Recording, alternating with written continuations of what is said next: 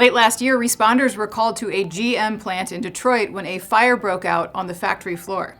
Crain's Detroit business has reported that a 3-alarm fire on December 19th brought up to 100 firefighters to the 11.6 million square foot compound dubbed Factory Zero, which is a decades-old plant that was retooled in order to become GM's first dedicated EV assembly plant. According to GM, their initial investigation revealed the fire broke out due to a forklift's collision with a pallet of EV batteries, where several were allegedly punctured. The batteries then reportedly ignited, creating a fire that took 7 hours to put out. GM Authority says that the firefighters used copious amounts of water and foam, as well as car fire blankets that were given to them by factory workers.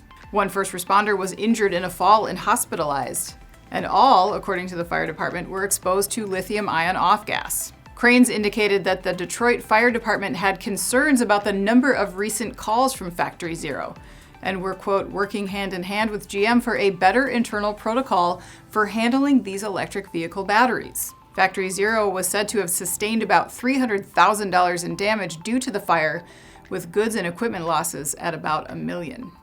I'm Anna Wells, and this is Manufacturing Now.